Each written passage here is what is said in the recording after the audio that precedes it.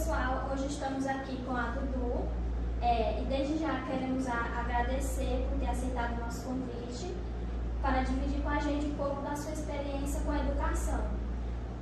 Mas queremos saber como tudo começou, então conta um pouco para nossos ouvintes como começou a sua carreira na educação. Bom dia a todos, eu quero dizer que é um prazer imenso estar aqui com essa galerinha super bacana, fazendo um trabalho maravilhoso nesse podcast. E eu comecei a trabalhar como educadora bem jovem, eu tinha por volta de 14 anos de idade. Naquela época era permitido, né, o professor iniciar suas atividades nessa idade.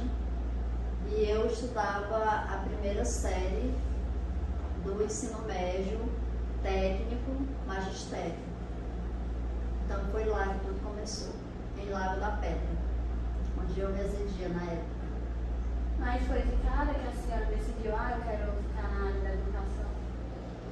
Na verdade foi o seguinte, como eu me destacava como aluna no ensino médio, desde o ensino fundamental até o ensino médio, a minha diretora, a diretora da escola, que também era secretária municipal de educação, professora Cesalpina, a quem foi a minha inspiração para ser a pedagoga que eu sou hoje, a educadora que eu sou hoje.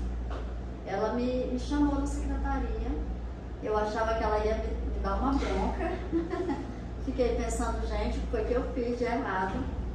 E quando eu chego lá, ela me pede que eu vá na Secretaria de Educação no dia seguinte. Eu estudava à noite, nós só tínhamos ensino médio na época à noite. E eu disse, nossa, eu fiz algo muito errado, porque nem na Secretaria da Escola resolve, eu vou precisar ir na Secretaria de Educação. E aí eu fui no dia seguinte e ela me propôs substituir uma professora. Naquele momento eu não tinha a menor ideia do que eu iria fazer, do que eu queria fazer da minha vida. Eu só estudava e pronto. Mas foi muito bacana. Como era a educação quando você entrou nela? Como assim ela mudou do tempo atrás até hoje em dia? Na verdade, ela era o ensino tradicional, onde a disciplina, o autoritarismo por parte de muitos educadores. Eu lembro muito bem de um dia que a professora de matemática estava ministrando a aula e um aluno perguntou para ela como era o sinal de maior que. E ela, de forma tão mal educada mesmo, ela fez o sinal de maior que em toda a extensão do quadro. Só para vocês terem uma ideia do quanto a educação mudou. Porque hoje os educadores, eu acredito que na grande maioria, graças a Deus, eles são muito empáticos, né, em relação aos alunos, têm uma empatia muito grande pelos alunos, tratam os alunos de forma bem diferente.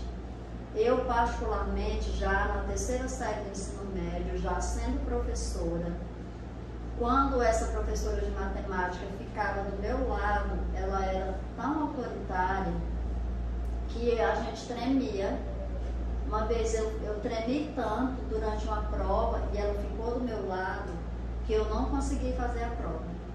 Eu tive que me retirar da sala, muito nervosa, coisa que graças a Deus hoje não acontece mais. Então houve uma revolução muito grande na educação. Claro que a educação tradicional ela tem muitos pontos positivos, como por exemplo a disciplina. Um outro exemplo era realmente você tinha que aprender. Você não passava de ano se você não soubesse mesmo os conteúdos. Hoje há uma flexibilização muito grande em relação à avaliação. Hoje tudo que o aluno faz é levado em conta, muitas vezes até o comportamento dele na sala. Naquela época era muito mais privilegiado o desempenho do aluno, o conhecimento que ele apresentava. foi bom, tipo assim, nesse caso da professora, aí, você viu pra senhora não se tornar profissional que ela era. Isso serviu de exemplo pra senhora, né? Isso, apesar de que naquela época isso foi bem assim, um pouco traumático para todos nós, a minha geração foi uma geração que sofreu muito com o bullying, inclusive. Só que naquela época a gente nem sabia o que era o bullying, esse termo bullying, mas nós éramos apelidados, nós éramos muitas vezes até agredidos fisicamente pelos nossos colegas na sala. E assim, a atitude daquela professora, mesmo sendo um pouco traumática, né, naquele momento sendo difícil para mim, mas eu entendo que ela foi educada daquela forma. O momento que eu vivi, aquela geração era educada daquela forma, então não ficou nenhum trauma, nenhum ressentimento. E hoje, o que vem em mente, o que prevalece para mim, foi o que eu aprendi com ela, de positivo, que era o conteúdo curricular, e a lição de que a gente precisa ser realmente empático com o aluno, compreendê-lo, se colocar na posição de alguém que está ali realmente para ajudá-lo. Eu acho que todo mundo quer saber sobre a questão do ensino médio. Na sua opinião, a senhora acha que o novo ensino médio ajuda de alguma forma um aluno, ele chegou ao seu país de tamanho? Eu, particularmente, sou uma entusiasta desse novo ensino médio. Defendo muito esse novo ensino médio, porque eu vivi todas as formas de ensino médio que existiram até hoje. Eu vivi, na minha geração, o ensino médio na modalidade técnica, que foi o magistério que eu fiz.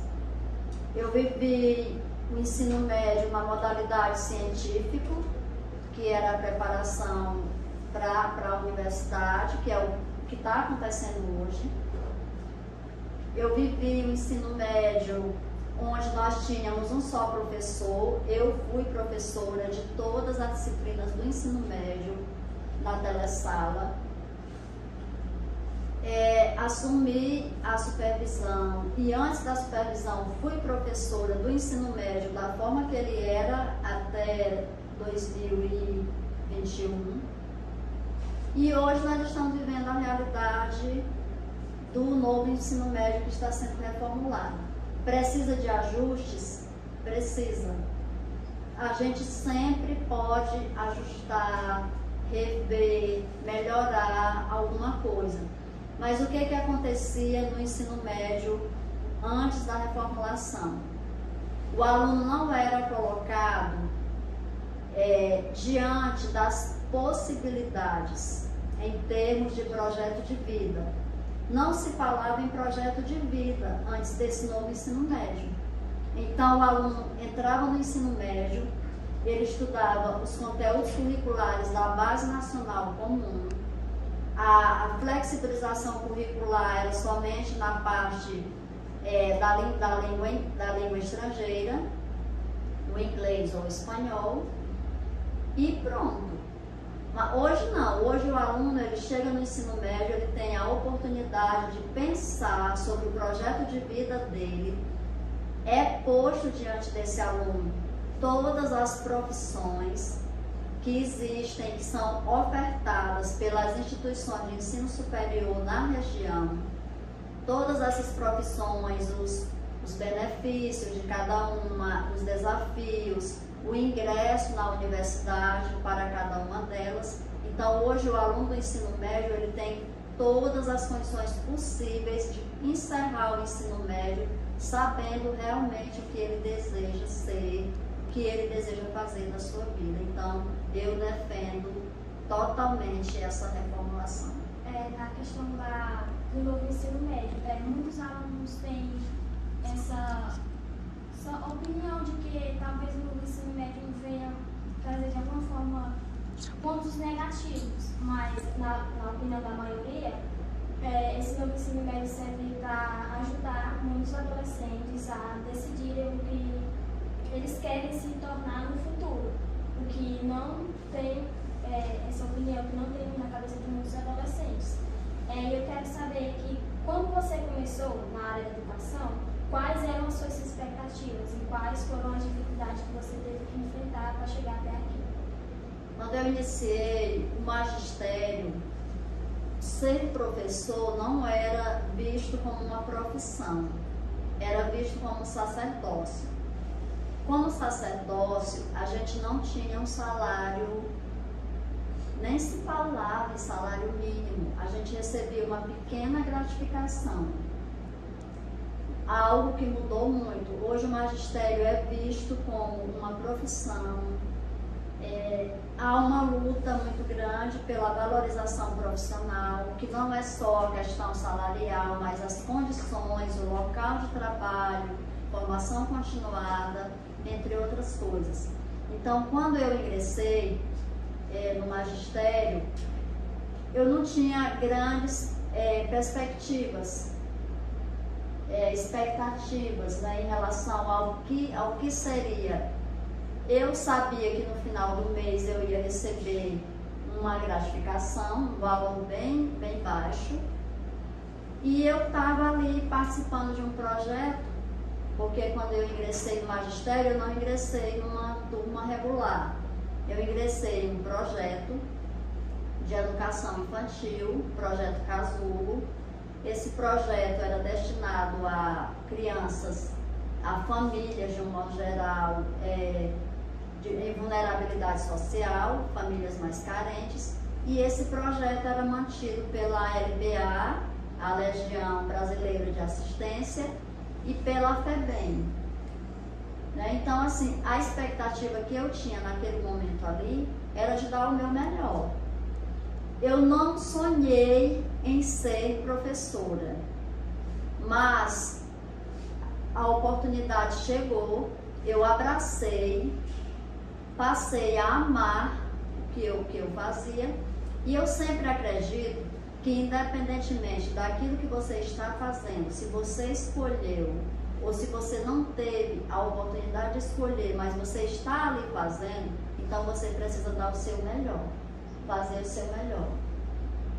Coisa também que eu vejo muito, que apesar de tudo, em muitos lugares, em muitos países, a profissão de ser professor não é muito valorizada, o que eu acho realmente muito injusto, como assim dizer, porque de todas as profissões, a profissão do professor é a mais importante, porque o professor que forma um advogado, o professor que ensina o médico a ser quem ele é, o professor é a peça-chave, a peça principal para que todos se tornem alguém no futuro. Eu vejo isso, que as pessoas tratam essa profissão com muito descaso.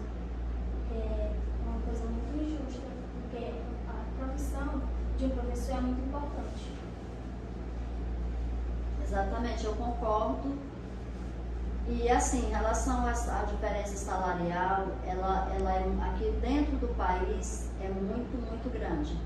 Em Teresina, um professor da rede estadual, ele não recebe o mesmo salário do professor da rede estadual do Maranhão. O estado do Maranhão é um dos estados que paga um salário mais razoável, né? Em relação a nível internacional, não é só a profissão de professor que é mal remunerada. Por exemplo, na Rússia, um professor recebe praticamente o equivalente, um médico recebe praticamente o que é equivalente ao que um professor recebe aqui no Brasil. Então, isso varia muito da questão cultural, porque lá a medicina ela não é elitizada. No Brasil a medicina é elitizada, né? Então o médico aqui no Brasil ele é visto como uma pessoa de outro mundo, né? Ele recebe um salário, né? O pagamento dele é bem alto, né? Então essa questão de valorização do profissional ela diverge muito de acordo com a região, de acordo com o país, de acordo com o estado, de acordo com a rede de ensino. Por exemplo, eu tenho uma escola particular. Os professores que trabalham na minha escola, eles recebem menos que um professor da rede municipal. Os professores da rede municipal recebem menos que um professor da rede estadual. Então, há uma variação muito grande em termos de salário. É o que acontece, por exemplo, numa escola, no Colégio São Francisco, em Lago da Pedra. O salário de um professor em Lago da Pedra é basicamente o salário que eu pago na minha escola aqui em Lago dos Rodrigues. Então, assim, a rede particular, ela paga, né, geralmente menos que a rede municipal. A rede municipal paga menos do que a rede estadual no interior do Maranhão, porque na capital a rede municipal paga melhor que a rede estadual. Tipo assim, mudando um pouco do assunto, hoje a tecnologia está sendo muito utilizada e, tipo, por todas as pessoas, mas mais pelo jovem. A senhora, na sua opinião, a senhora acha que a tecnologia ajuda de algum modo ou tem aspecto negativo ou positivo sobre a questão do desenvolvimento? Quando a gente fala em tecnologia, isso remete muito ao computador, ao celular, às TICs, né, que são as tecnologias de informação e comunicação. Porém, este dicionário é uma tecnologia. A gente esquece disso, né? O livro é uma tecnologia. Mas, enfim, em se tratando das TICs, da tecnologia de informação e da comunicação, elas são, de um modo geral, a tecnologia é neutra. A mídia é neutra. O que vai ser posto nessa mídia e que vai ser absorvido pelo consumidor da mídia é que é ideológico, é que tem uma ideologia. Então, o consumidor da mídia e o produtor da mídia, ele precisa ter ética, moral. Como eu sou cristã, então é necessário que a gente tenha Deus na vida, o temor de Deus, para que na mídia eu produza um conteúdo que edifique, que ajude de fato a sociedade. Eu, enquanto consumidora da mídia, eu preciso ter discernimento para saber aquilo que vai me edificar, que vai me auxiliar, contribuir de alguma forma para a minha vida de forma positiva e aquilo que não vai agregar valores. Então, aquilo que não agrega valores, eu não olho. Vocês têm que ter o discernimento. Eu não consumo. A área da tecnologia, ela pode muito bem ajudar na área da educação, mas também pode atrapalhar. Redes sociais, como por exemplo, redes sociais são um método de distração. Como muitos professores dizem que na sala de aula, muitos alunos se distraem com celulares, em redes sociais, em apps de conversa ou até em jogos. Mas também, para quem sabe usar, a tecnologia é uma forma ótima para pesquisas na área da educação e ótima para saber, pesquisar mais sobre sua profissão, sobre muitas outras coisas. Então, a área da tecnologia é ser usada por quem sabe usar e como usar. Porque muitas pessoas usam isso para fazer bullying ou algum mal para outras pessoas. Infelizmente, nós estamos vivendo uma era em que a tecnologia ela tem influenciado muito negativamente as pessoas.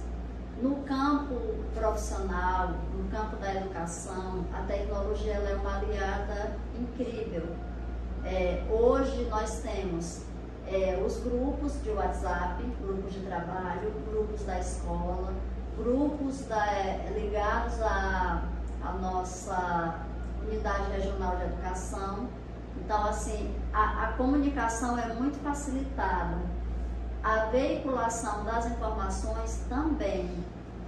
Porém, existe essa questão principalmente os jovens, né, os adolescentes são os mais prejudicados no sentido do uso inadequado da tecnologia, da informação e da comunicação, porque ela é um distrator.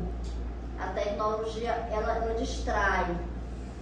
Então, ao invés de você estar ali usando a tecnologia para fazer uma pesquisa, para assistir uma videoaula, um documentário, algo que vai agregar conhecimento, você se distrai, ela te conduz aí para o Instagram, para o WhatsApp, para o Twitter, e aí você termina absorvendo, ela termina absorvendo todo o teu tempo e roubando toda a tua energia.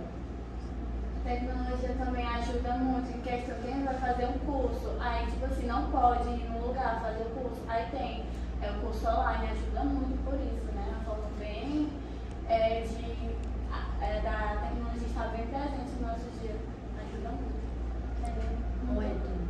Mudando de assunto, a gente vê que você tem uma facilidade assim, muito grande em se comunicar, seja em sala de aula ou falando em outros lugares, já que você trabalha nessa área. Eu quero saber se sempre foi assim, e como foi para você, de que forma assim foi para você se adaptar a essa forma assim, de ter essa comunicação com as pessoas. Eu nunca fui assim.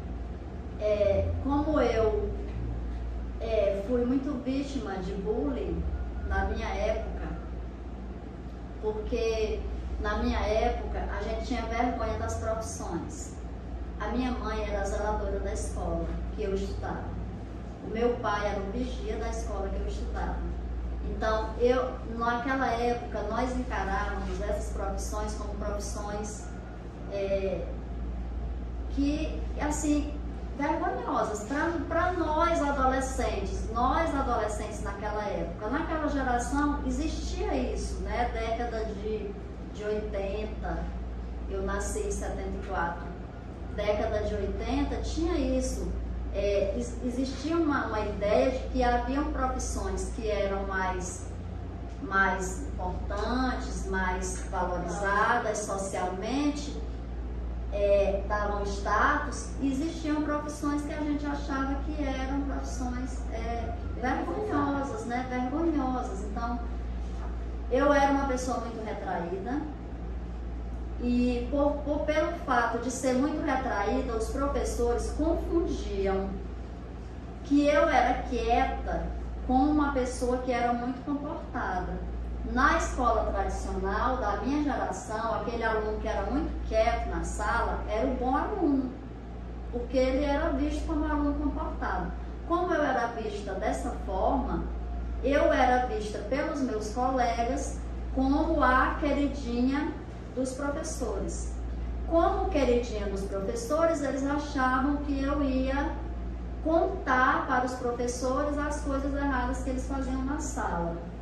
Então, eles me excluíam e eu fiquei totalmente fechada em mim mesma, e eu era uma pessoa que não interagia tanto, né, com os demais. Então, eu tinha muita dificuldade, eu não era aquela pessoa, né, popular e tudo, pelo fato de ser vista como a quietinha, a queridinha dos professores, eu era discriminada. Com o passar do tempo, a vida foi me colocando diante de situações que eu precisei me posicionar como professora, como educadora. Muitas portas foram se abrindo para mim, e quando eu chego na universidade, eu passo a ser a popular. Eu adotei a seguinte estratégia na universidade: eu não vou sentar todo dia na mesma carteira, perto da mesma pessoa. Cada dia eu sentava em um lugar diferente, porque eu queria sentar perto de uma pessoa diferente para fazer amizade.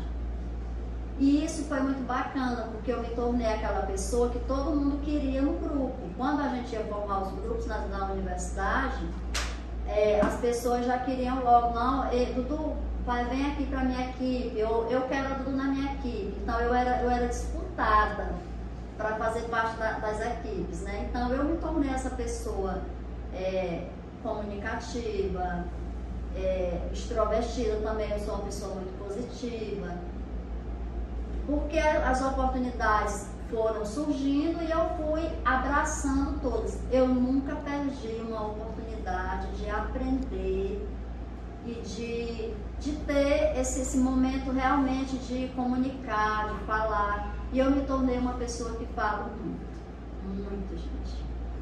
E assim, o fato de falar muito não significa que eu não fique nervosa diante de algumas situações. Por exemplo, quando me é cedida uma oportunidade na igreja, claro que eu fico nervosa, isso é normal, é natural, diante de um microfone. Quem não fica nervoso, né, na frente do microfone? Todos ficamos, né? Mas aí a gente vai adquirindo adotando algumas estratégias para facilitar, né? Por exemplo, a gente vai aprender que quando a gente vai se dirigir a um público, a uma plateia, a gente fixar o olhar em um ponto. Então eu fixo meu olhar naquele ponto, isso não vai me distrair e eu não vou ver toda a plateia que está me vendo, porque eu estou olhando para um único lugar, né? Então, ao longo do tempo, a gente vai adquirindo essas estratégias, aprendendo estratégias, e aí a coisa vai fluindo. Em relação, assim, da família, a senhora sempre teve apoio, porque a maioria dos jovens hoje não tem apoio, acabam não estudando porque não tem apoio dos pais. Como eu fui praticamente criada dentro da escola, porque o meu pai, ele participou da construção da escola onde eu iniciei os meus estudos.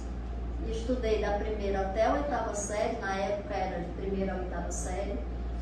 Então, assim, eles incentivaram bastante. Ele era o vigia da escola, a mamãe era a zeladora. Naquela época, mesmo na escola pública, era cobrada uma taxa escolar. Cada aluno pagava uma pequena taxa. No meu caso, como eles eram funcionários da escola, mesmo na escola pública, o aluno pagava uma pequena taxa, a família pagava uma pequena taxa. Não existia um repasse do governo destinado para a educação que fosse suficiente para manter as escolas. O que o governo mandava? Mandava merenda. Mas os recursos assim eram bem escassos, né, os recursos financeiros. Então as famílias pagavam uma taxa escolar, que a gente chamava de caixa escolar na época. E aí os meus pais, como trabalhavam na escola, eu fui liberada de pagar essa taxa, né? Mas todas as vezes que os professores iam fazer cobrança na sala, eles citavam meu nome. Isso era mais um motivo para eu me sentir mal diante dos meus colegas, né? Envergonhada diante dos meus colegas. E hoje nós temos aí, né, um ensino público, gratuito, né, de uma qualidade excelente, né, como é o caso do Osano, por exemplo. Eu quero saber quais foram os recursos úteis que ajudaram você ao longo do caminho. Todos os recursos. Na pergunta anterior foi falado a respeito do apoio da família. O apoio da família ao estudante é essencial. Na época, os meus pais nos incentivaram bastante. Nós somos 5 irmãos. E mesmo os meus pais incentivando a todos, eu fui a única que estudei. Eu fui a única que fiz um curso superior. Então, eu sou a única que tem uma renda fixa. Os demais não têm renda fixa. Então, assim, a educação escolar, ela faz a diferença totalmente na vida de uma pessoa. Então, eu consegui, né, a partir da educação escolar, eu consegui essa renda fixa através de concursos. Eu sou concursada da rede pública municipal, eu sou concursada da rede estadual. Hoje eu já tenho uma empresa, na área da educação, inclusive, né, uma escola. Então, assim, hoje, e aí eu consegui formar os meus 3 filhos. Porque eu entendi que é muito importante um curso superior na vida de uma pessoa. Um exerce a profissão na área dele, que é a medicina. Os outros 2 não exercem, que é na área de ciências contábeis. Porém, o curso superior deu a eles a oportunidade de me ajudar no gerenciamento da minha empresa. Certo? Então, assim, o curso superior ele faz toda a diferença na vida de uma pessoa. A educação escolar como um todo, né? E a família é essencial. O apoio da família é indispensável. Nós vemos muito hoje em dia, tanto adolescentes que desistem dos seus estudos por questão de família e também por questão de que, na opinião deles, o estudo não vai levá-los a lugar nenhum. Eu vejo muito hoje em dia pessoas mais velhas de anos atrás que não tiveram a oportunidade de estudar, falando, eu mesmo já vi muitas pessoas mais velhas que não tiveram essa oportunidade de ter educação escolar na sua vida por questões da família, por questões mais sobre os problemas que tinham na vida, falando que para não desistir dos estudos e tal. E que muitas pessoas hoje em dia, eu vejo muitos idosos, muitas pessoas de maior idade vindo para a escola à noite, porque não tiveram oportunidade de ter aquela educação antes e que estão continuando agora. Então eu acho isso muito, vamos dizer, bonito, porque mesmo com todas as dificuldades que tiveram antes e que não tiveram oportunidades, eles decidem continuar agora, porque eles querem se adaptar e querem saber, querem ter experiências que eles não tiveram no passado. Isso eu fico muito feliz, tipo assim, porque mesmo o jovem tendo a oportunidade, eles não querem os idosos de hoje, que se arrependem de desistir do estudo por questão de trabalho, porque antigamente a maioria trabalhava cedo, né? Aí desistia dos estudos e o jovem vendo isso, a situação ainda desiste da escola, de estudar. Essa questão é uma questão muito complexa, porque ela envolve aí uma questão cultural. Em relação às pessoas idosas, o caso da minha mãe, por exemplo. Ela não estudou porque o pai dela achava que ela ia aprender a ler e escrever cartas para os namorados. O que não impedia ela de receber cartas, porque as colegas liam e escreviam as cartas para elas, né? Para ela. Mas enfim, ela foi impedida de estudar e ela me incentivou muito, me ajudou muito até o último minuto da vida dela. Ela esteve comigo, me apoiou e tudo. Infelizmente ela não teve a oportunidade de ver a minha formatura em pedagogia, mas ela me ajudou muito. O número de jovens hoje fora da escola é um número alarmante, é um número muito alto mesmo. Nesse momento eu não consigo me lembrar o percentual de jovens fora da escola, mas é muito grande mesmo. E assim, o que acontece hoje? Muitos desses jovens estão fora da escola porque não veem na escola, na educação escolar, perspectivas de futuro. Isso é muito triste.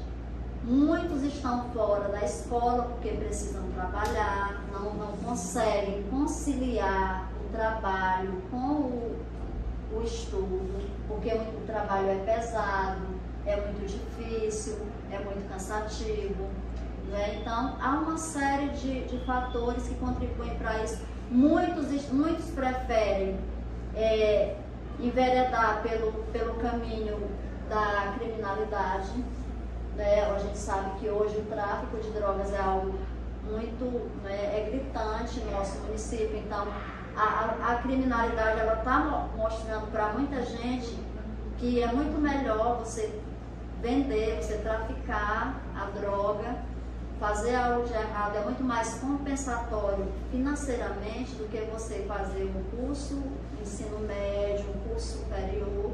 E aí é uma visão totalmente equivocada, porque eles têm um preço muito alto a ser pago, né? E eles não se dão conta, justamente porque não têm o conhecimento que é oferecido pela escola.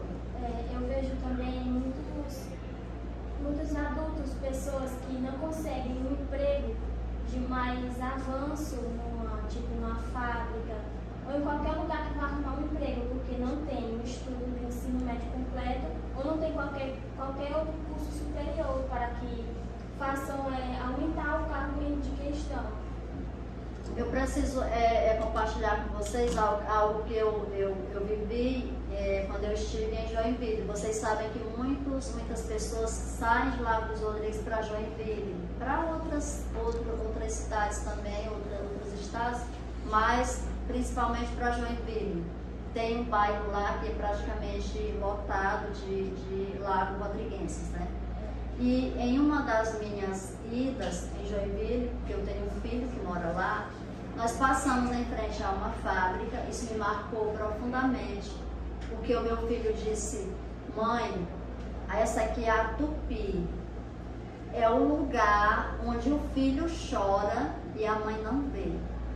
É uma fábrica que recebe, contrata pessoas que têm só o ensino fundamental ou mesmo só o ensino médio, porque hoje só o ensino médio ele não é suficiente para você ter um cargo melhor, um trabalho em um local mais confortável, mais agradável.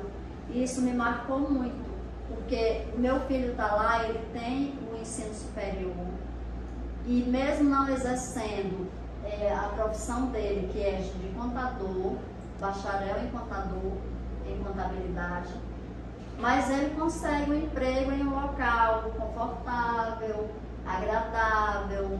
Ele tem acesso a uma série de oportunidades que quem não estudou, quem não fez um curso superior, infelizmente não tem. Então precisa se submeter a um trabalho muito pesado, que é o caso das fábricas, a maioria, a Tupi, por exemplo, é um grande exemplo. Um trabalho muito pesado e muitos não resistem, não aguentam, não suportam.